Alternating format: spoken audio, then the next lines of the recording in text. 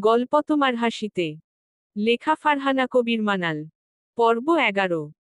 ঘর থেকে ছাড়া পেলাম শুক্রবার দুপুরে।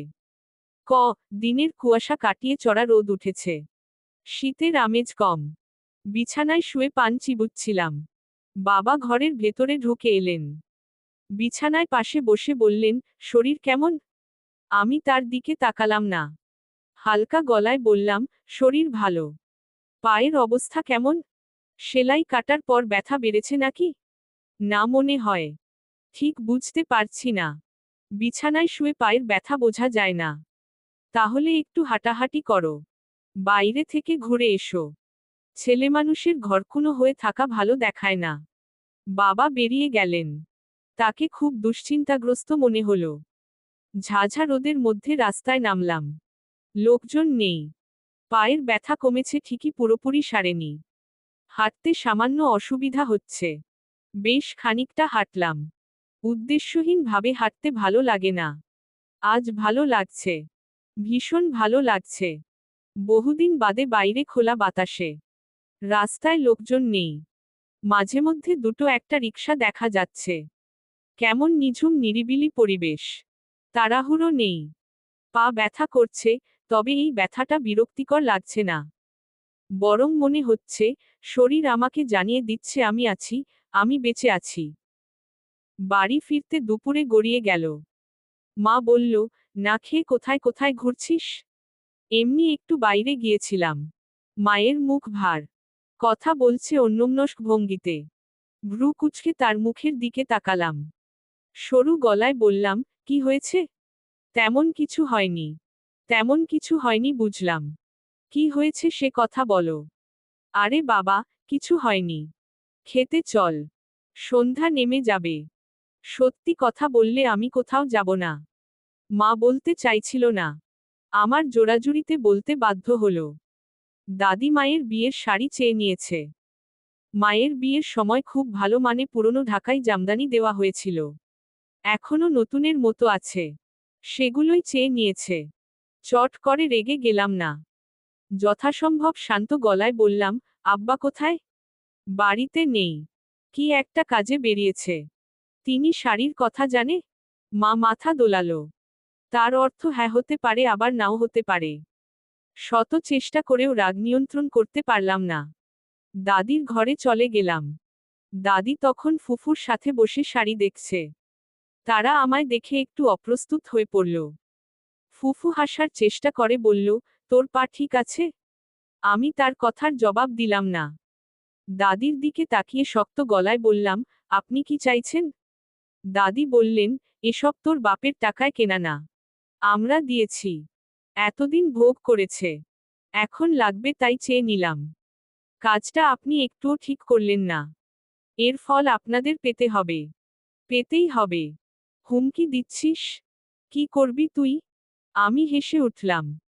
তাচ্ছিল্যের সুরে বললাম, সবকিছু আমাকে করতে হবে এমন কেন ভাবছেন? আল্লাহ আছেন। তিনি অবিচার সহ্য করেন না।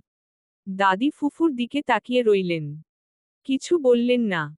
চোখ বন্ধ করে লম্বা শ্বাস নিলাম। তীক্ষ্ণ গলায় বললাম, আপনার ছোট ছেলে সরকারি করে। সে তার বউকে কিছু কিনে দিতে পারছে না? আপনাদের এত শখের বউ, আমার মায়ের ব্যবহার করা জিনিস পরবে। এতে তার সম্মান নষ্ট হবে না? ফুফু বলল, দেখ সাজ্জাদ, ঝামেলা করিস না। ছোট ভাই চাকরি পেয়েছে, খুব বেশি দিন হয়নি। টাকা পয়সা জমানো নেই। এর মধ্যে বিয়ের কেনাকাটায় হাত সব পয়সা খরচ করে ফেললে পরে চলবে কিভাবে? ছোট ভাই? সোজা ছোট ভাই। গিরগিটিও বোধ হয় আপনাদের মতো এত তাড়াতাড়ি রং বদলাতে পারে না। ফুফু কিছু বলতে যাচ্ছিল। দাদি তাকে থাকিয়ে দিলেন। কর্কশ গলায় বললেন, ওর সাথে চোপা করিস না। যেমন মা তার তেমন ছেলে। আসতে না আসতেই নালিশ করে দিয়েছে। কয়েকটা কঠিন কথা বলতে গিয়েও বললাম না। দাদির ঘর থেকে বেরিয়ে এলাম। সহ্যের সীমা পেরিয়ে গেলে সুশীল থাকা যায় না। বাবা বাড়ি ফিরলেন রাত 10টার পর। হাতমুখ ধুয়ে বিছানায় বসেছেন। মা ঘরে নেই। দরজায় কড়া নেড়ে ঘরের ভেতরে ঢুকলাম। বাবা বললেন, কি হয়েছে? কিছু বলবে? বলবো। গলার স্বর ভীষণ গম্ভীর শোনালো। বাবা বললেন, কি হয়েছে? আপনার কাছে আমার মায়ের কোন সম্মান আছে? কি বলতে চাইছো তুমি? বলতে চাইনি। প্রশ্ন করেছি। আপনার কাছে আমার মায়ের কোন সম্মান আছে কিনা?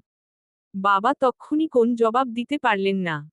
আহত চোখে তাকিয়ে রইলেন। আমি বাবার সামনে গিয়ে বসলাম।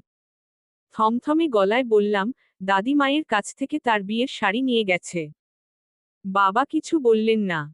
অন্যদিকে তাকিয়ে রইলেন। সবকিছুর একটা সীমা থাকে। হতে পারে ওসব জিনিসপত্র তাদের দেওয়া। কিন্তু তার মানে এই নয় যে তারা আমার মাকে অপমান করবে, আমি চুপচাপ সেটা মেনে নেব। কি করতে চাও তুমি? কাল সকালের মধ্যে এসবের একটা সমাধান না করলে আমি আমার মাকে নিয়ে এই বাড়ি থেকে চলে যাব। একটা মানুষ বছরের পর বছর মুখ বুজে সবার সেবাযত্ন করবে, বিনিময়ে অপমান অসম্মান পাবে, এটা হতে পারে না। বাবা তবুও কিছু বললেন না। আমি বললাম, আপনার মা, বাবা, ভাই, বোন আপনার ভালোবাসার যত্নের হতে পারে। তবে আমার কাছে আমার মা সবার আগে। আমিও তাদের সম্মান করব, ভালোবাসব। যদি তারা আমার মাকে যোগ্য সম্মান দেয়। বাবার সাথে কথা বাড়ল না। ঘরে এসে শুয়ে পড়লাম। খেতে ইচ্ছে করছে না। কোন কিছু ভালো লাগছে না। জীবন যেন জড়িয়ে গিয়েছে। ঘুরে ফিরে এক জায়গায়। পরদিন সকালে মা আমায় খুব বকল। কেন এত বেশি বুঝি? কেন সবার সাথে ঝামেলা করতে গিয়েছি? মায়েদের এই অতিরিক্ত ভালোমানুষি আমার সহ্য হয় না। সবাই তাদের ঠকাবে, অসম্মান করবে। আর তারা মুখ বুজে সহ্য করে যাবে। খুবই বিরক্তিকর। মা হয়তো আরো কিছু বলতো। বাবা ডাকলেন। কাপা গলায় বললেন, কয়েকটা দিন বাপের বাড়ি থেকে ঘুরে এসো। সাজ্জাদকে সাথে নিয়ে যাও। বাবার গলা কাঁপছিল। আমি বললাম, আপনি যাবেন না? না, আমার কাজ আছে। তোমরা গিয়ে ঘুরে এসো। অনেকদিন যাওয়া হয় না। সপ্তাহ খানেক পর গিয়ে নিয়ে আসব। মায়ের যাওয়ার কথা শুনে দাদির মাথায় আকাশ ভেঙে পড়ল। উত্তেজিত গলায় বললেন, বাড়িতে মেহমান রেখে বড় বউ কোথায় যাবে? তিমু সোফায় বসে বাদাম খাচ্ছিল। সে কথা বলে উঠল, ছোট মামানি এসে করবে। এমনিতেই তোমরা সবাই তার জন্য ব্যস্ত। বড় মামানির জিনিসপত্র নিয়ে তাকে দিয়ে দিচ্ছ। তাহলে কাজের বেলাতেও তাকে রাখা উচিত। ফুফু তিমুর উপর রেগে গেল। কড়া গলায় বলল, তোর এসব ব্যাপারে নাক গলাতে হবে না। দাদি খুব চাইছিলেন মা যেন থেকে যায়। তবে মা থাকল না। কাপড়চোপড় গুছিয়ে বেরিয়ে গেল। বাবা এগিয়ে দিয়ে আসবেন। আমার যাওয়ার কথা ছিল। শেষ মুহূর্তে সম্ভব হলো না। স্যার কল দিয়েছিলেন। দেখা করতে বলেছেন। ছুটির দিনে এমন কি কাজ বাঁধল যে সোজা দেখা করতে বললেন। কিন্তু কি আর করার? স্যার ডেকেছে। না গিয়েও উপায় নেই। মুখ হাত ধুয়ে কলেজের উদ্দেশ্যে বেরিয়ে পড়লাম। বাড়ির সামনে থেকে রিকশা নিয়েছি। ভাড়া একটু বেশি পড়বে, তবে কিছু করার নেই। গতকাল হাঁটাহাঁটি করে পায়ের ব্যথা বেড়েছে। বিজ্ঞান ভবনের শেষ রুমের দরজা খোলা। স্যার প্রাইভেট পড়াচ্ছে। সবাই খাতাপত্র খুলে বসে আছে। আমি গিয়ে সালাম দিলাম।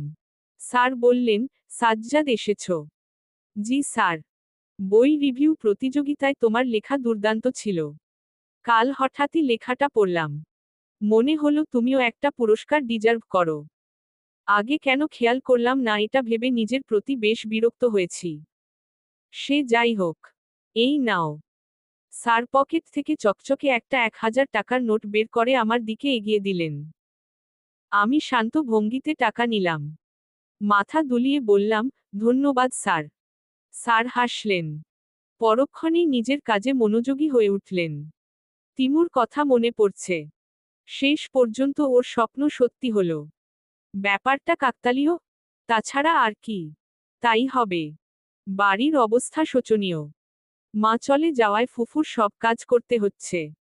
ঘড়িতে রাত 8টা। এখনো সন্ধ্যার নাস্তা জোটেনি। ছোট চাচা দুবার করে নাস্তার খোঁজ করেছে, পায়নি। শীতের দিনে 8টা বেশ ভালো রাত। রান্নাঘর থেকে ঝনঝন শব্দ শোনা যাচ্ছে। রাতের খাবার জুটল 11টার পর। ফুফু বিরক্ত মুখে বলল, একজনের রান্নাঘরের জিনিস অন্যজন খুঁজে পায় নাকি? দাদি আওর চোখে তার দিকে তাকালেন। মুখে কিছু বললেন না। তিমু বলল, মাছ ভাজায় লবণের পরিমাণ খুব বেশি। খেতে পারছি না। একটা ডিম ভেজে দাও। পারবো না। যা পেয়েছিস, সোনা মুখ করে খেয়ে নে। মা তুমি তো জানোই। ফুফু তিমুর উপর চিৎকার করে উঠল। দাদি বললেন, শান্ত হ। আমি দেখছি কি করা যায়। তিনি হয়তো রান্নাঘরে যেতেন। তিমু তাকে থামিয়ে দিল। শান্ত গলায় বলল, খেতে ইচ্ছে করছে না। ঘুম পাচ্ছে। ঘুম চোখে পৃথিবীর কোন খাবার মজা লাগে না। আমি এখন আর কিছু খাবো না। সে প্লেটের ভেতরে হাত ধুয়ে ঘরে চলে গেল। তিমুকে পুরস্কারে কথাটা বলতে খুব ইচ্ছে করছিল। বলা হলো না। শেষ রাতে ঘুম ভেঙে গেল। খুব মিষ্টি একটা স্বপ্ন দেখেছি। ঘুমপোর মধ্যে চোখ ভিজে উঠেছে। আড়মোড়া ভেঙে বিছানায় উঠে বসলাম। সকালের বাদশার সাথে দেখা করতে যাব। অনেক কাজ বাকি। সকালের নাস্তা পেতে বেলা 10টা। বাপের বাড়ি বেড়াতে এসে ফুফু কোন কাজে মন লাগছে না, সে ভীষণ বিরক্ত। খানিক আগে দাদির সাথে কথা কাটাকাটি হয়েছে, মায়ের সাথে এমন ব্যবহার করা উচিত হয়নি এমন মন্তব্য ফুফুর। তবে দাদিও চুপ করে থাকেননি। কঠিন মুখে বলেছেন, শাড়ি কথা তুই নিজে বলেছিস। ছোট ভাইয়ের হাত খালি, বিয়ের অনেক খরচ, এর মধ্যে হাজার হাজার টাকা দামের শাড়ি কেনার চেয়ে এই কাজ করলে ভালো হবে। ফুফু গলার স্বর বদলে ফেলল। মিনমিনে সুরে বলল, শাড়ি তো আর একটা না। তোমাদের ভালোর জন্যই বললাম, দোষ হলো আমার। কথা বার্ত। ছোট চাচার জন্য বাড়তে পারেনি। সে খুব বিরক্ত মুখে বলেছে, খেতে দেবে নাকি চলে যাব? দাদি ছোট চাচাকে নিয়ে ব্যস্ত হয়ে পড়লেন। ফুফুও নিজের কাজে চলে গেল। খেয়ে দিয়ে বেরিয়েছি, বাদশা কোথায় খুঁজতে হবে। ছেলেটার ফোন বন্ধ। খুঁজতে খুঁজতে মামা বাড়িতে গিয়ে উঠলাম। ভরদুপুর উঠানে লোকজনের ভিড়। তাদের ঠেলে ঘরের ভেতরে ঢুকে গেলাম। বাদশার মামা বারান্দায় বসে আছেন। মুখ শুকনো, চোখ ভেজা। তিনি আমাকে দেখে হাউমাউ করে কেঁদে উঠলেন। জড়ানো গলায় বললেন, বাদশাকে পাওয়া যাচ্ছে না। পাওয়া যাচ্ছে না মানে? কি বলছেন আপনি? কোথায় গিয়েছে? জানি না বাবা, আমরা কিছু জানি না। কিছু জানেন না এই কথার মানে কি? কাল সকালে নাস্তা করে বেরিয়েছিল, তারপর আর বাড়ি ফেরেনি। আত্মীয় স্বজনের বাড়িতে খোঁজ নিয়েছেন? সব জায়গায় খোঁজ নিয়েছি, তোমাদের বাড়িতেও কল দিয়েছিলাম। বলল তুমি বাড়ি নেই। বাইরে কোথায় গিয়েছ? পুলিশের কাজে গিয়েছিলেন? গিয়েছিলাম রে বাবা, মিসিং ডায়েরি করে এসেছি। এ দেশের যে প্রশাসন, যে আইন, তার জোরে আমরা আমাদের বাদশা খুঁজে পাব না। জলজ্যান্ত ছেলেটা দিনের আলোয় কোথায় উবে গেল? ওরে আল্লাহ! এ কথা কেন বলছেন? পুলিশ ঠিক ওর খোঁজ বের করবে। মামা হাসলেন। তাচ্ছিল্যের সুরে বললেন, আজ থেকে 14 দিন আগে প্রকাশ্য দিবালোকে একটা ছেলের মাথায় গুলি করা হয়েছিল। কি যেন নাম ছেলেটার? ওসমান হাদি। সারা দেশ ওর খুনের বিচার চাচ্ছে। পুলিশ প্রশাসন কিছু করতে পেরেছে? সঠিক কোন জবাব দিয়েছে? দেয়নি। এমন ভাব করছে যেন কোন কিছু তাদের গায়ে লাগছে না। সেখানে বাদশাকে? ওকে খুঁজে পাওয়া যাবে? মামার কথার জবাব দিতে পারলাম না। হঠাৎই শরীরটা খারাপ লাগছে। মাথা ঘুরছে, গলা শুকিয়ে কাঠ। পানি কই? আমি একটু পানি খাবো। চলবে। গল্পটা কেমন লাগলো জানাবেন ও সাবস্ক্রাইব করতে ভুলবেন না প্লিজ।